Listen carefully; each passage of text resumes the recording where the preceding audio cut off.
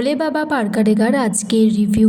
ঝিল বলছে এর আগেও অনেক ঘটনা এমন ঘটেছে যেখানে চৈতিদি আমাকে ভুল প্রমাণিত করেছে, তাই তো দাদুভাইকে ওষুধ খাওয়ানোর দায়িত্বটা আমি চৈতিদিকে দিতে চাইনি। চৈতি বলছে তুমি মুখ সামলে কথা বলেছি, আমি দাদুভাইকে ড্যামেজ করে দিতাম।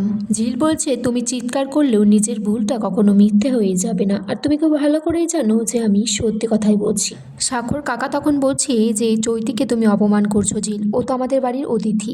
ঝিল তখন বলছে যে অতিথি অতিথির মতো থাকুক। ঝিল বলছে সাক্ষ্য আমাকে আগে থেকে সতর্ক করে দিয়েছিল এই কাজটা যেন চৈতিদিকে দিয়ে না করায়। তখন চৈতি সাক্ষ্যকে বলছে সাক্ষ্য তুই আমার সম্পর্কে ঝিলকে এই ধরনের কথা বলতে পেরেছিস? সাক্ষ্য বলছে হ্যাঁ, কারণ তুই কিছুদিন আগে যা কাজকর্ম করেছিস তাতে করে আমি তোকে ক্ষমা করে দিয়েছি, সেটা ভাবিস না। নেহাতি তুই আমাদের বাড়িতে একটা গেস্ট হিসেবে আছিস, তাই তোকে আমি কিছু বলিনি। তুই ঝিলের সাথে যা যা ব্যবহার করেছিস হাজবেন্ড হিসেবে আমার তোকে ক্ষমা করা একদমই উচিত নয়। সাক্ষর দাদু তারপর চৈতিকে বলে যে ঝিল আর সাক্ষর জীবন থেকে সরে যেতে। তাতে বলছে আমি তো মৃত্যুর সাথে লড়াই করছিলাম, বেঁচে ফিরবো কখনো ভাবতে পারিনি।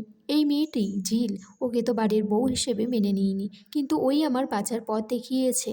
রায়পূর্ণা তখন বলছে এই মেয়েটিকে বাড়ির বউ হিসেবে স্বীকৃত দেওয়ার জন্য যা যা প্রশংসা চলছে আমি কখনোই তা সহ্য করব না। সাক্ষর কাকা তখন সাক্ষর দাদুকে বলছে যে তুমি কিন্তু চৈতিকে অনেক দুঃখ দিলে কথাগুলো বলে। তখন সাক্ষর ঠাম্মি বলছে যে তোর বাবা কোনো কথা বলেনি খারাপ, কারণ যেটা ভালো সেটা বুঝিয়েছে শুধু চৈতিকে। আর তাছাড়া মেয়েটার মা বাবা ফিরে আসলে ও তো এখানে থাকছে না, ও তো চলে যাবে।